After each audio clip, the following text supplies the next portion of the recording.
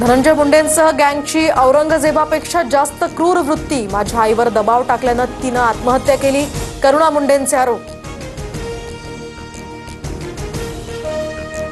26 अकराचा mastermind Tahawwur राणाला घेऊन एनआयएचं पथक दुपारी 4 वाजेपर्यंत भारतात येणार।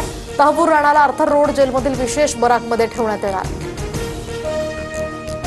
पुण्यातील गर्भवती मृत्यू प्रकरणी भिसे कुटुंबाची पुण्यातल्या अलंकार पोलीस ठाण्यात तक्रार। रुग्णाची गोपनीय माहिती सार्वजनिक केल्यामुळे डॉक्टर सुश्रुत घैसास आणि धनंजय केळकरांवर गुन्हा दाखल करण्याची मागणी।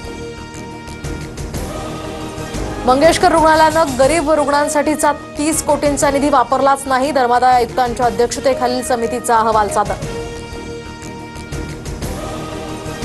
बीड हत्येप्रकरणी पुढील सुनावणी आता 24 एप्रिलला होणार। सरकारी वकिलांकडून वाल्मिक कराडची चल अचल संपत्ती जप्त करण्याची कोर्टात मागणी, तर निर्दोष मुक्ततेसाठी कराडचाही कोर्टात अर्ज। शिवरायांचा अपमान करणाऱ्या प्रशांत कोरटकरला अखेर जामीन मंजूर, कोल्हापूर सत्र न्यायालयाचा निकाल। कोरटकरचा आजचा मुक्काम कोल्हापूरच्या कळंबा मध्यवर्ती कारागृहातच असणार।